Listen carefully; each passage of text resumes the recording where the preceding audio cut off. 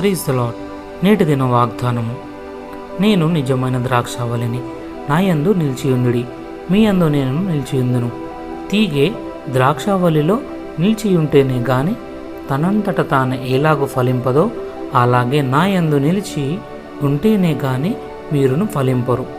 యోహాను 15:1-4 నేను నిజమైన ద్రాక్షావళి అని చెప్పాడు. అంటే నిజం కానివి కూడా ఉన్నావనా? అవును, ఉన్నవి. కొన్ని పాదులు, పొడవైన గడ్డలు, పొడవైన వెంట్రుకలు, నిలువు టంగి వంటి లక్షణాలు కలిగి అచ్చగా ద్రాక్షావళి లాగానే ఉండేవి ఉన్నాయి. ఇవి ఒక్కో మారు మనల్ని ద్రాక్షావళులుగా భ్రమింపచేస్తాయి. మనం ఎంత ప్రయత్నించినా అవి మాత్రం ఫలింపవు. కనుక జాగ్రత్తగా నుండి నిజమైన ద్రాక్షావళికి మాత్రమే అంటుకట్టబడి ఫలించాలి. ఏ ఇతర ఫలించు వృక్షాలతోనూ కాక యేసు ప్రభువు తనను ద్రాక్షావళితోనే ఎందుకు పోల్చుకున్నాడు అని యోచిస్తుంటాం. పరిశుద్ధాత్మ అందుకు సరి అయిన కారణం చెప్పాడు. 1. ద్రాక్షావళి రుచికరమైన రస సహితమైన ద్రాక్ష పండ్లు ఇస్తుంది. త్రివిధాలైన ద్రాక్షలను మనం చూస్తాం.